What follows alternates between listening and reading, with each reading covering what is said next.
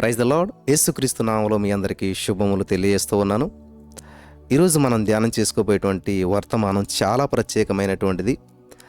ఎందుకనంటే ఈ వాక్యం ఇచ్చిన మీలో చాలామందికి, లేకపోతే మీరు చాలామందికి ఒక మాట చెప్తారు. ఏమని? నా కోసం ప్రార్థించండి అని మీరు చాలామందికి చెప్తారు, మీకు చాలామంది చెప్తారు. మీరు అందరితోటి ఏం చెప్తారంటే ప్రార్థన చేస్తానంటారు. మీతో పాటు అందరూ కూడా మీకోసం ప్రార్థన చేస్తామంటారు. కానీ ఫెయిల్ అయిపోతుంటుంటాం. వాస్తవంగా ప్రార్థిస్తాను అని చెప్పి ప్రార్థన చేయకపోవటం పాపం అని బైబిల్లో మనకు ఉంటుంది. మరి అనేక మంది మనకు చెప్పినప్పుడు వాళ్ళ గురించి మనం ఎలా ప్రార్థించాలి అనేటువంటి అంశాన్ని ఈరోజు మనం ధ్యానం చేసుకుందాం. చాలా అద్భుతంగా మీరు ఈ యొక్క సత్యాన్ని తెలుసుకుని పాటించినట్లయితే, ప్రార్థనలో ఈ యొక్క నూతన పద్ధతిని మీరు తప్పకుండా పాటించినట్లయితే గొప్ప గొప్ప అద్భుతమైన ఫలితాలు మీరు స్వతంత్రించుకుంటారు. హల్లెలూయా, దేవునికి స్తోత్రం. ఖచ్చితంగా ఈ యొక్క వర్తమానం మీరు శ్రద్ధగా విని అనేక మంది వినటానికి మీరు సహాయపడండి. సరే, వాక్యంలోనికి వెళ్దాము. ముందు మార్కు సువార్త 11:24లో అసలు మనం ప్రార్థన చేసేటప్పుడు మనం ప్రార్థించేవన్నీ పొందినమని నమ్మాలని ఉంటుంది. అక్కడ ప్రార్థన చేద్దాం. స్తోత్రం దేవా, ఈ యొక్క సమయంలో ఈ యొక్క వాక్యం ధ్యానిస్తూ ఉండగా ఖచ్చితంగా ఈ యొక్క వాక్యం అనేక మందిని ప్రభావితం చేస్తుందని, అనేక జీవితాలు బాగుపడుతున్నాయని చెప్పి నేను నమ్ముచున్నాను. ఈ యొక్క ప్రార్థనలో నూతన పద్ధతిని తప్పకుండా ప్రతి వారు పాటించి అద్భుతమైన ఫలితాలు అనేక మందికి ఆశీర్వాదకరంగా ఉండటానికి, వీరు దీవెనకరంగా ఉండటానికి కృప చూపించమని యేసు నామములో ప్రార్థించిన మేము పొందుకున్నాం తండ్రి. Amen, amen, amen. Hallelujah. Very powerful message. చాలా జాగ్రత్తగా ఉండండి. నేను మీ నిమిత్తము అనుదినము ప్రార్థిస్తాను అని ఒక సహోదరి అనేకులకు మాటిచ్చిందంట. మీకులాగానే మీరు కూడా చెప్తారు కదా, మేము అనుదినము మీ కొరకు ప్రార్థన చేస్తాం అని చెప్పి మీరు చాలామందితో చెప్తారు, మీతో చాలామంది చెప్తారు. అలాగే గతంలో ఒక సహోదరి చెప్పిందంట, నేను మీ నిమిత్తం అనుదినము ప్రార్థిస్తాను అని చెప్పి ఒక సహోదరి అనేకులకు మాటిచ్చిందంట. అనేక మంది ఈమె యొక్క మాటను తీసుకున్నారు. సరే, ఈమె మన కోసం ప్రార్థన చేస్తుందని. అయితే ఆమె అనుకున్నటువంటి ప్రకారం ప్రార్థించలేకపోయింది. అందరికీ మాట అయితే ఇచ్చింది కానీ ప్రార్థించలేకపోయింది. ప్రార్థన చేయలేదు. చెప్పింది చేస్తానని కానీ చేయలేదు. ఎప్పుడైతే ప్రార్థన చేస్తానని చెప్పింది కానీ ప్రార్థన చేయలేదో ఏమవుతుంది? మనస్సాక్షి అనేటువంటి ఉంటుంది కదా, ఆ మనస్సాక్షి ఆమెను బాధించడం మొదలుపెట్టింది. ఆమె మనస్సాక్షి ఆమెను బాధ పెడుతూ ఉంది. నువ్వు అనేక మందికి ప్రార్థన చేస్తానని చెప్పావు, అనేక మందికి మాట ఇచ్చావు, కానీ మరి నువ్వేంటి ప్రార్థన చేయలేదు అని ఆ మనస్సాక్షి లోపల బాధ పెడుతుంటే ఏం చేయాలో తెలియనటువంటి పరిస్థితుల్లో ఆమె విచారంగా ఉన్నది. ఒకరోజు అలాగ విచారంగా ఉండి ఆ కిటికీ దగ్గర కూర్చున్నదంట. కిటికీ దగ్గర కూర్చుని చూస్తుంటే పక్కింటి ఆవిడ ఏం చేస్తుందంటే, ఆవిడ ఒక దండము కట్టి, అంటే ఒక తాడు కట్టి, ఎదురింట్లో ఉన్నటువంటి ఆవిడ ఒక తాడు కట్టి ఆ తాడు మీద బట్టలు ఆరబెడతా ఉంది. ఆరబెట్టిన ప్రతి బట్టలకి క్లిప్పులు పెడతా ఉందన్నమాట. సో ఈ యొక్క విచారంలో ఉన్నటువంటి ఈమె కంటికి ఆ సంఘటన అంతా కనిపించింది. చక్కటి ఒక తాడు కట్టింది, ఆ తాడుకు అనేక బట్టలు వేలాడదీసింది, వాటికి క్లిప్పులు పెడతా ఉంది. ఎప్పుడైతే ఈ యొక్క సంఘటన ఆమె చూసిందో దీని ద్వారా ఒక ఆలోచన ఆమెకు వచ్చిందంట. హల్లెలూయా, దేవునికి స్తోత్రం కలుగును గాక. గమనించాలి, ప్రతి దాంట్లోంచి ఒక లెసన్ నేర్చుకోవాలి మనం. ఎప్పుడైతే ఇంట్లో ఉన్నటువంటి ఆ స్త్రీ తాడు మీద బట్టలు ఆరబెడుతుందో ఇది చూసినటువంటి ఈమె హృదయంలో ఒక నూతన విషయం ఉదయించిందంట. హల్లెలూయా, ఒక నూతన విషయం ఉదయించిందంట. మనసులో ఒక నూతనమైనటువంటి తలంపు, కోరిక, ఆలోచన వచ్చిందంట. వెంటనే ఈమె ఏం చేసిందంటే, ఆమె మేడ మీద ఆ యొక్క తాడు కట్టు బట్టలు ఆరేస్తుంటే ఈమె ఏం చేసిందంట, వంటగదిలో అడ్డంగా తాడు కట్టిందంట. వంటగదిలో కట్టుకుందంట తాడు, అడ్డంగా కట్టిందంట ఒక తాడు. కట్టేసి కొన్ని మరి కాగితాల్లో రాసుకుంది, ఎవరి కోసం ప్రార్థిస్తానని చెప్పి ఒక పేపర్లో ఏం చేసిందంటే ఒక బుక్లో పెట్టుకుని మీకోసం ప్రార్థిస్తాను, మీకోసం ప్రార్థిస్తాను అని చెప్పింది కదా. వాళ్ళందరి పేర్లనంట ఒక్కొక్క కాగితం మీద 5 పేర్లు అలా రాసుకుని ఈ బట్టలు ఆరేసినట్లుగాను ఈ యొక్క పేపర్లన్నీ ఆ తాడుకి క్లిప్ పెట్టిందంట ఆమె. వింటున్నారా? బట్టలు వేలాడదీసినట్టుగానే ఈమె ఏం చేసిందంటే క్లిప్పు పెట్టి వేలాడదీసింది. బట్టలో ఎలాగైతే మరి వేలాడదీస్తారో అలాగా ఈ యొక్క తాడుకి క్లిప్పులు పెట్టి ఈ యొక్క వైట్ పేపర్స్ని ఆ పేపర్స్ మీద వాళ్ళ పేర్లు రాసి అట్లాగా వరుసగా వేలాడదీసిందంటండి ఆవిడ. మరి ఇప్పుడు ఏం జరుగుతుంది ఇంతకని? చూడండి, వేచి ఉండండి, గమనించాలి. ఇలా జరుగుతున్నటువంటి సందర్భంలో ఏం జరిగిందంటే అలా పేర్లు విలువిలుగా రాసి క్లిప్పుల ద్వారా వేలాడదీసిందంట. ఎప్పుడైతే అలా వేలాడదీసిందో ఇప్పుడు ఈ తాడు కిచెన్లో అడ్డంగా కట్టుకుంది. అంటే ఖచ్చితంగా ఈమె అటు ఇటు తిరగాలి. కిచెన్లో పని చేసుకుంటుంది కాబట్టి కిచెన్లోకి వెళ్ళాలి, లేకపోతే కిచెన్లో అటు ఇటు తిరగాలి కాబట్టి అలాగ అటు ఇటు తిరుగుతూ ఉందంట. లోపలికి బయటికి తిరుగుతుందంట. తిరుగుతూ ఉండి ఏం చేస్తుంది? అందులో ఒక పేపర్ చూసింది. లోపలికి వెళ్ళినప్పుడు అందులో ఉన్న వాళ్ళ కోసం ప్రార్థన చేస్తూ పనిచేసింది. వెంటనే ఆ పేపర్ తీసేసింది. మళ్ళీ బయటకు వస్తా ఇంకో పేపర్ తీసుకుంది. అందులో ఉన్న పేర్లన్నీ తీసింది. పని చేసుకుంటూనే ఉంది, ప్రార్థన చేస్తూ ఉంది. హల్లెలూయా. మళ్ళీ అందరి నిమిత్తం ప్రార్థన చేస్తూ ఉంది. గమనించారా? లోపలికి బయటికి తిరుగుతూ అందరి నిమిత్తం ప్రార్థిస్తూ ఉన్నదంట. అలాగా కొద్ది సమయానికి ఆమె ఇంటి పని, వంట పని అయ్యేసరికి ఆ ఇంట్లో ఆ వంటగదిలో కట్టిన తాడుకున్నటువంటి పేపర్లు అన్నీ కూడా అయిపోయినాయి అంట. హల్లెలూయా, దేవునికి స్తోత్రం కలుగును గాక. సులభంగా అందరి నిమిత్తం ప్రార్థించడానికి ఇది ఒక నూతన పద్ధతి. హల్లెలూయా. ఆ సహోదరికి, ఆ ఇల్లాలకి ఆ యొక్క చింతలో, బాధలో వచ్చినటువంటి యొక్క ఆలోచన అనేక మందికి ఇది ఒక అద్భుతంగా, ఆదర్శంగా నిలబడ్డదనమాట. ఎప్పుడైతే ఆమె మరి ఆ యొక్క విధానం ఫాలో అయిందో, ఆరిపోయిన బట్టలు ఎలాగైతే తీస్తామో అలాగా ఆ తాడు కట్టిన ఒక పేపర్ తీయటం, ప్రార్థించడం, ఒక పని చేసుకోవడం, తెలియకుండానే ఇంటి పనులు అయిపోయాయి, అందరి గురించి ప్రార్థించడం కూడా అయిపోయింది. హల్లెలూయా, దేవునికి స్తోత్రం కలుగును గాక. ఇది చాలా అద్భుతమైనటువంటి విషయం నా ప్రియమైనటువంటి సహోదరి స్నేహితులారా. ఇక్కడ మనం గమనించినట్లయితే చాలా అద్భుతమైనటువంటి సత్యాన్ని పరిశుద్ధాత్మ దేవుడు మనకి ఈ రోజున తెలియజేశాడు. మరి ప్రతి వారు కూడా దాన్ని ఫాలో అవ్వాలి.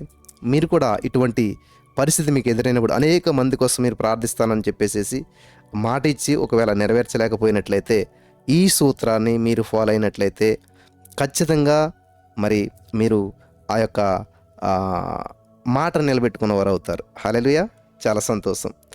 అయితే మరి బ్రదర్, మరి అనేక మంది కొరకు ఎలా ప్రార్థించాలి? మరి ఎవరి కొరకు ప్రార్థించాలి? అనేక మంది ఉంటారు కదా, ఎట్లాంటి పాయింట్లు పెట్టుకుని ప్రార్థించాలి అంటే ఇక్కడ మనకు ఒక 10 పాయింట్లు నేను చెప్తాను. ఈ 10 పాయింట్లు రాసుకుంటే మీరు ఎవరి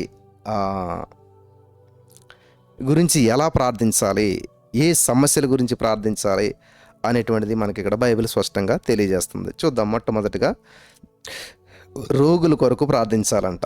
యాకోబు పత్రిక 5వ అధ్యాయం 13-16 వచనాలు మీరు చదువుకున్నట్లయితే అక్కడ ఒక అమూల్యమైనటువంటి సత్యాన్ని పరిశుద్ధాత్మ దేవుడు మన కొరకు రాయించి పెట్టాడు. సో మీరు చదువుదాం. మనం ఆ యొక్క విషయాన్ని మనం చదివినప్పుడు సత్యం మనం తెలుసుకోగలుగుతాం. సరే, యాకోబు రాసినటువంటి పత్రిక 5వ అధ్యాయం 13-16 వచనాలు నేను చదువుతున్నాను, జాగ్రత్తగా వినండి. మీలో ఎవరికైనాను శ్రమ సంభవించినా అతడు ప్రార్థన చేయవలను, ఎవరికైనాను సంతోషం కలిగిన అతడు కీర్తనలు పాడాలి. శ్రమ వస్తే ప్రార్థన, సంతోషం వస్తే కీర్తన. ఓకే. మీలో ఎవడైనా రోగి అయి ఉన్నాడు, రోగి కాబట్టి అతడు ప్రార్థన చేయలేడు, పాట పాడలేడు. మరి ఏం చేస్తాడు? పడుకుని ఉంటాడు కాబట్టి ఏం చేయాలి? వాళ్ళ తాలూకు ఎవరన్నా సరే సంఘపు పెద్దలను పిలిపించి మరి వారు ప్రభునామాన్ని బట్టి అతనికి నూనె రాసి అతని కొరకు ప్రార్థన చేయాలి. విశ్వాస సహితమైన ప్రార్థన రోగిని స్వస్థపరుస్తుంది. ప్రభు అతను లేపుతాడు. అతడు పాపములు చేసినాడైతే పాప క్షమాపణ పొందుతాడు. మీ పాపం ఒకరితో ఒకరు ఒప్పుకున్నప్పుడు మీరు స్వస్థత పొందినట్లు ఒకరి కొరకు ఒకడు ప్రార్థన చేయడి. నీతిమంతుని విజ్ఞాపన మనపూర్వం గలదై బహుబలం గలదే ఉంటుంది. సో మొట్టమొదటిగా మనం చేయవలసింది ఏంటంటే రోగుల కొరకు ప్రార్థించాలి. యాకోబు 5:13-16 వచనాల వరకు చదివినట్లయితే రోగుల కొరకు ఏ సందర్భంలో ప్రార్థించాలి, ఎలా ప్రార్థించాలి ఏంటనే విషయాలు మనకు అక్కడ స్పష్టంగా తెలియజేశాడు. హల్లెలూయా. నెక్స్ట్ రెండవదిగా మనం చూసినట్లయితే ప్రియులరా, అపోస్తులైన పౌలు గారు తిమోతికి రాసినటువంటి మొదటి పత్రిక 2వ అధ్యాయంలో మనం చూసినట్లయితే అక్కడ 1, 2, 3, 4 వచనాలు చదివినట్లయితే రాజుల కొరకు, అధికారుల కొరకు ప్రార్థించమని అక్కడ స్పష్టంగా తెలియజేస్తూ ఉంది. చూద్దాం అక్కడ ఏమన్నదంటే మనము సంపూర్ణ భక్తియు మాన్యత కలిగి నెమ్మదిగాను సుఖంగాను బ్రతుకు నిమిత్తం అన్నిటికంటే ముఖ్యంగా మనుషులందరి కొరకు, రాజుల కొరకు, అధికారులందరి కొరకు విజ్ఞాపనములను, ప్రార్థనలను, యాచనలను, కృతజ్ఞతాస్తుతులను చేయవలెనని హెచ్చరించుచున్నాను. ఇది మంచిదియు మన రక్షకుడకు దేవుని దృష్టికి అనుకూలమైనదే ఉన్నది. ఆయన మనుషులందరూ రక్షణ పొంది సత్యము గూర్చినటువంటి అనుభవ జ్ఞానం గలవారై ఉండవలనని ఇచ్చయించుచున్నాడు. అంటే కోరిక, అంటే కోరుకుంటున్నాడు, ఆశపడుతున్నాడు.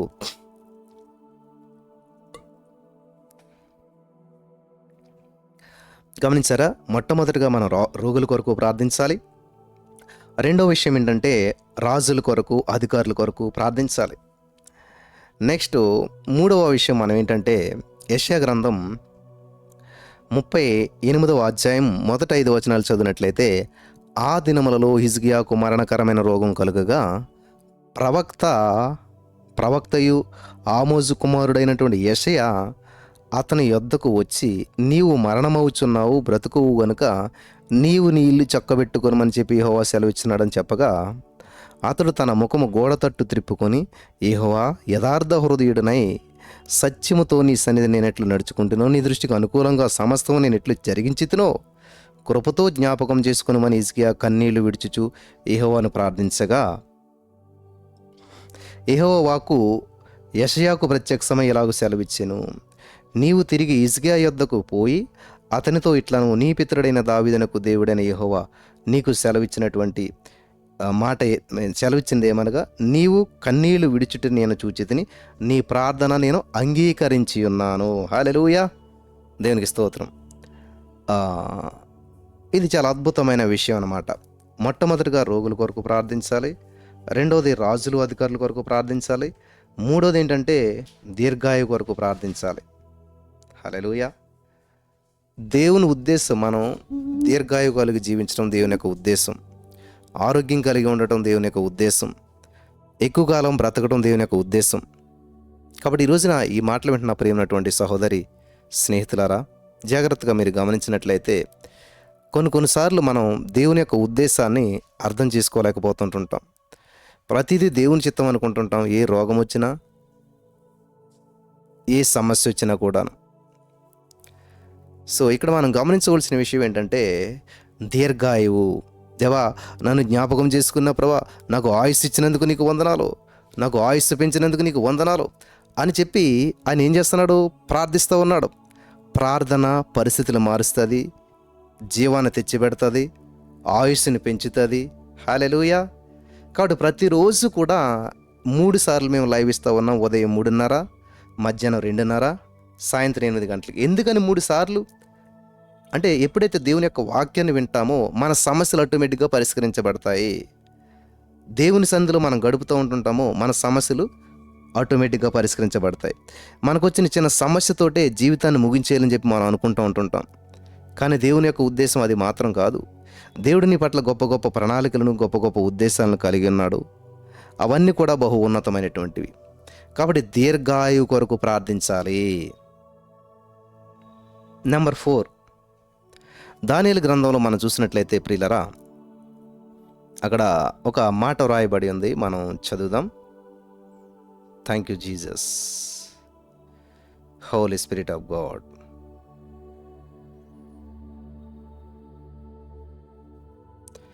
హల్లెలూయా, హల్లెలూయా, హల్లెలూయా, హల్లెలూయా. దానియేలు గ్రంథం 6వ అధ్యాయం 18-23 వచనాల వరకు చదివినట్లయితే అక్కడ దేవుని వాక్యం సెలవిస్తుందంటే, అంతటా రాజు తన నగరునకు వెళ్ళి ఆ రాత్రి అంతా ఉపవాసం ఉండి నాట్యవాద్యములను జరగనీయలేదు, అతనికి నిద్ర పట్టకపోయెను. తెల్లవారుజామున రాజు వేగరమే లేచి సింహముల గుహ దగ్గరకు త్వరపడిపోయెను. అతడు గుహ దగ్గరకు రాగానే దుఃఖ స్వరముతో దానియేలుని పిలిచి, జీవము కలిగినటువంటి దేవుని సేవకుడైన దానియేలు, నిత్యము నువ్వు సేవించుచున్నటువంటి నీ దేవుడు నిన్ను రక్షించగలిగినా అని అతను అడిగాడు. అందుకు దానియేలు, రాజు చిరకాలము జీవించునుగాక, నేను నా దేవుని దృష్టికి నిర్దోషినిగా కనబడితిని గనుక ఆయన తన దూతను పంపించి సింహములు నాకు ఏ హాని చేయకుండా వాటి నోళ్లు మూయించాడు. రాజా, నీ దృష్టికి నేను నేరము చేసిన వాడను కాను గదా అనెను. రాజు ఇందును గూర్చి అతి సంతోషభరితుడై దానియేలును గుహలో నుంచి బయటికి తీయడని ఆజ్ఞేయగా బంట్రోతులు దానియేలును బయటికి తీసిరి. అతడు తన దేవుని యందు భక్తి గలవాడైనందున అతనికి ఏ హాని కలగలేదు. దేవునికి స్తోత్రం. శత్రువుల దాడి నుంచి కాపాడబడటానికి మనం ప్రార్థించాలి. ప్రార్థన శత్రువు దాడి నుంచి విడిపిస్తుంది. రోగుల నిమిత్తం ప్రార్థించాలి, రాజుల కొరకు, అధికారుల కొరకు ప్రార్థించాలి, దీర్ఘాయు కొరకు ప్రార్థించాలి. 4వది, శత్రువుల దాడి నుండి కాపాడబడటానికి మనం ప్రార్థన చేయాలి. ఆమేన్. వండర్ఫుల్ వండర్ఫుల్ విషయాలన్నీ దేవుడు మనకు తెలియజేస్తూ ఉన్నాడు. నెక్స్ట్ మనం చూసినట్లయితే రాజులు మొదటి గ్రంథం 3వ అధ్యాయంలో చూసినట్లయితే అక్కడ ఒక అద్భుతమైనటువంటి సంఘటన మనం చూస్తూ ఉన్నాం. రాజులు మొదటి గ్రంథం 3వ అధ్యాయం 9వ వచనం చూసినట్లయితే, ఇంత గొప్పదైన నీ జనమునకు న్యాయము తీర్చగలవాడు ఎవడు? కాబట్టి నేను మంచి చెడ్డలు వివేచించి నీ జనులకు న్యాయము తీర్చినట్లు నీ దాసుడినైన నాకు వివేకము గల హృదయము దయచేయము. Amen. What a wonderful God. చూడండి, 5వ విషయం ఏంటంటే వివేకం గల హృదయం కొరకు ప్రార్థించాలి. వివేకం కలిగిన హృదయం కొరకు ప్రార్థించాలి. చూసారా, ప్రతిదీ ఎక్కడుందంటే నీ మోకాళ్ళలోనే ఉంది నీ సమాధానం. నువ్వు మోకరించి దేవుని సందులో ప్రార్థించి దేవుని సందులో నువ్వు గడిపినట్లయితే ఎటువంటి సమస్యకైనా పరిష్కారం ఈజీగా నువ్వు పొందుకోగలుగుతావు. హల్లెలూయా. కానీ చాలామంది ఏంటంటే ఎక్కడో దొరుకుతుందని చెప్పి ఎదురు చూస్తూ ఉంటుంటారు. సత్యము మిమ్మల్ని స్వతంత్రులుగా చేస్తుంది. ఏమిటి సత్యం అంటే, నీ సమస్యకు పరిష్కారం నీ దగ్గరే ఉన్నది. నువ్వు మోకరించిన రోజునే నీ యొక్క సమస్యకు పరిష్కారం నువ్వు అనుభవించగలుగుతావు, పొందుకోగలుగుతావు. హల్లెలూయా. నువ్వు మోకరించి ప్రార్థించిన రోజున నీ సమస్య ఎటువంటిదైనా సరే నువ్వు ఖచ్చితంగా ప్రతిఫలాన్ని నువ్వు చూడగలుగుతావు. ఆమేన్. హల్లెలూయా. కాబట్టి ఈరోజు నీ మాటలు వింటున్న ప్రియమైనటువంటి సహోదరి, స్నేహితులారా, చాలా జాగ్రత్తగా గమనించాలి. యేసయ్య నిన్ను ఎంతగానో ప్రేమిస్తూ ఉన్నాడు. వివేకం గల హృదయం కొరకు దేవుణ్ణి ప్రార్థించాలి. పరిస్థితిని ఎలా ఎదుర్కోవాలని చెప్పి భయపడొద్దు. ఎటువంటి సిచ్యువేషన్ ఉన్నా, ఎటువంటి క్లిష్ట పరిస్థితి ఉన్నా, చూడండి ఏమంటున్నాడు ఇక్కడ సొలొమోను, ఇంత గొప్పదైన నీ జనమునకు న్యాయం తీర్చగలవాడు ఎవడు? ఎవరి వల్ల అవుతుందయ్యా అని అడుగుతూ, నీ దాసుడిని నాకు వివేక గల హృదయం అనుగ్రహించు. నువ్వు వివేకం కలిగిన హృదయాన్ని అనుగ్రహిస్తే నాలాంటి వాడి వల్ల కూడా ఇది అయిపోతుంది. ఎవరి వల్ల కాదు, కానీ నువ్వు సామర్థ్యం ఇస్తే ఎవరైనా చేయగలుగుతారు. హల్లెలూయా. ఈరోజు నీ మాటలు వింటున్న మీలో చాలామంది ఈ అప్పు తీర్చడం ఎవరి వల్ల కాదు, ఈ సమస్య నుంచి బయటపడటం ఎవరి వల్ల కాదు, ఈ యొక్క సిచ్యువేషన్ ఎదుర్కోవటం ఎవరి వల్ల కాదు, ఈ సమస్య నుంచి బయటపడటం ఎవరి వల్ల కాదు, ఈ నింద నుంచి బయటపడటం ఎవరి వల్ల కాదు, ఈ జీవితంలో ఎదురైన ఈ సమస్య నుంచి నేను బయటపడతాం నా వల్ల కాదు, ఎవరి వల్ల కాదు నువ్వు అంటున్నావేమో. ఎస్, నువ్వు చెప్పింది కరెక్ట్ అవ్వచ్చు. కానీ సొలొమోను కూడా అంటున్నాడు, ఇంత గొప్పదైన నీ జనానికి న్యాయం తీర్చగలవాడెవడు?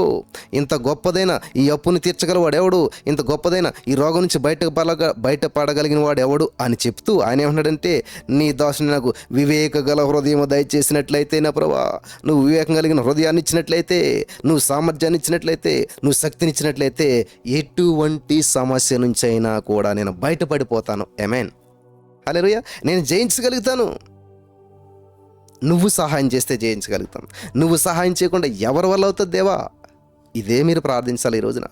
మీకున్న అప్పు కానీ, మీకున్న సమస్య కానీ, ఏదైనా ఎంత గొప్పదైనా, ఎంత పెద్దదైనా, దాని గురించి మీరు అట్లా మాట్లాడాలంటే, దేవా నువ్వు సామర్థ్యం ఇచ్చినట్లయితే, నువ్వు సహాయం చేసినట్లయితే, మరి ఆల్రెడీ నాకు సామర్థ్యం ఇచ్చేసావు, థ్యాంక్ యూ జీసస్. సహాయం చేసావు, థ్యాంక్ యూ జీసస్. నువ్వు జ్ఞానం ఇచ్చావు, ఆలోచన ఇచ్చావు, థ్యాంక్ యూ జీసస్. ఖచ్చితంగా నేను బయటపడేలా చేసావు. సొలొమోనుకు సహాయం చేసిన దేవా, సొలొమోను మరి ఆలకించి విడుదలిచ్చిన దేవా, నా జీవితంలో కూడా అంత గొప్ప జన సమూహానికి సొలొమోనుకి జ్ఞానం ఇచ్చి తీర్పు తీర్చే సామర్థ్యం ఇచ్చావు, న్యాయం తీర్చే సామర్థ్యం ఇచ్చావు. ఈ రోజున నా ప్రభా, నాకు కూడా నా అప్పుల సమస్యలకు మరి సమాధానం చెప్పి బయటపడి తీర్చుకునే సామర్థ్యం ఇచ్చావు అని చెప్పి మీరు పలకాలి. అలనాడు మరి సొలొమోనుకు జ్ఞానం ఇచ్చి ఆ యొక్క ప్రజలందరికీ కూడా సమాధానం చెప్పే సామర్థ్యం ఇచ్చావు. ఈ రోజున నాకున్న అప్పులు, రోగము, నిందలు, అవమానాలు, బాధలు అన్నిటినీ మరి నేను జయించే సామర్థ్యం నాకు ఇచ్చావు. ఆమేన్. హల్లెలూయా. వివేకము గల హృదయం కొరకు ప్రార్థించాలి. 5 విషయాలు అవ్వ, ఇంకా 5 ఉన్నాయా మనకి? నెక్స్ట్ మత్తయి సువార్తలో మనం చూసినట్లయితే ప్రియులరా, 7వ అధ్యాయం, మత్తయి సువార్త 7వ అధ్యాయం 25వ వచనంలో మనం చదివినట్లయితే దేవుని వాక్యం సెలవిస్తుంది ఏంటంటే, మత్తయి సువార్త 7వ అధ్యాయం 25 నుంచి 34 మీరు సమయం ఉన్నప్పుడు చదువుకోండి. మరి అక్కడ చూసినట్లయితే తిండి కోసం ప్రార్థించాలి, నివాసం కోసం ప్రార్థించాలి, బట్టల కోసం ప్రార్థించాలి. హల్లెలూయా, హల్లెలూయా. దేవునికి స్తోత్రం కలుగును గాక. వీటన్నిటి కోసం మనం ఏం చేయాలంట? పలకాలి, దేవుని సందులో విన్నవించుకోవాలి. అంతేగాని నువ్వు 10 మందికి మాకు తినటానికి లేదు, ఉండటానికి లేదు, కట్టుకోటకు బట్ట లేదు, తినటానికి తిండి లేదు, ఉండటానికి ఇల్లు లేదు అని 10 మందికి మనం చెప్పడం కాదు, ప్రార్థన చేయాలి. ఆమేన్. హల్లెలూయా. నెక్స్ట్ రోమా పత్రికలో మనం చూసినట్లయితే ప్రియులారా, రోమా పత్రిక 1వ అధ్యాయం 19వ వచనం మనం చదివినట్లయితే, ఎందుకనగా దేవుని గూర్చి తెలియశక్యమైనదేదో అది వారి మధ్య విషదమై ఉన్నది, దేవుడు అది వారికి విషదపరిచెను. గమనించాలి ఇక్కడ. సుఖ ప్రయాణం కొరకు ప్రార్థించాలంట. రోమా 1:19 ప్రకారం సుఖ ప్రయాణం కొరకు ప్రార్థించమని చెప్పి ఇక్కడ దేవుని వాక్యం మనకి అర్థమవుతూ ఉంది. సుఖ ప్రయాణం చేసే ముందు ఏది చేయాలో, ఎక్కడికి వెళ్ళాలో, ఎలా వెళ్ళాలో దేవుడు మనకి తెలియజేశాడు. కాబట్టి ఆ యొక్క ప్రయాణానికి వెళ్ళే ముందు, ఆ ప్రయాణం ముందు మనం ఏం చేయాలంట? ప్రార్థించాలి. సుఖ ప్రయాణం కొరకు మనం ప్రార్థించాలి. నెక్స్ట్ 8వదిగా మత్తయి సువార్త 5వ అధ్యాయము 38-48 వచనాలు మనం చదివినట్లయితే అక్కడ దేవుని వాక్యం సెలవిస్తుంది ఏంటంటే, కంటికి కన్ను పంటికి పళ్ళు అని చెప్పబడిన మాట మీరు విన్నారు కదా అని చెప్పి మనం ఈ యొక్క వచనాలన్నీ చదువుకుంటూ వెళ్ళినట్లయితే, మీరెవరూ తీర్పు తీర్చొద్దు, కానీ మరి ఏమి చేయాలి? మిమ్మల్ని ఎవరైతే నిందిస్తున్నారో, బాధ పెడుతున్నారో వారి కొరకు ప్రార్థన చేయాలి. హల్లెలూయా. మిమ్మల్ని నిందించే వారి కొరకు ప్రార్థన చేయాలి. మత్తయి సువార్త 5:38 ప్రకారం 39 అన్ని చదువుకుంటూ వెళ్ళినట్లయితే, మిమ్మల్ని ఎవరైతే నిందిస్తున్నారో వాళ్ళ కొరకు ప్రార్థన చేయాలి. హల్లెలూయా. తిమోతికి రాసినటువంటి మొదటి పత్రిక 1వ అధ్యాయం 17వ వచనం మనం చదివినట్లయితే, సకల యుగములలో రాజు అయ్యుండి అక్షయుడును అదృశ్యుడును అద్వితీయ దేవునికి ఘనతయు మహిమయు యుగయుగములు కలుగునుగాక. హల్లెలూయా. అంటే దేవుని యొక్క వాక్యము పరిచర్య మరి విస్తరించాలని,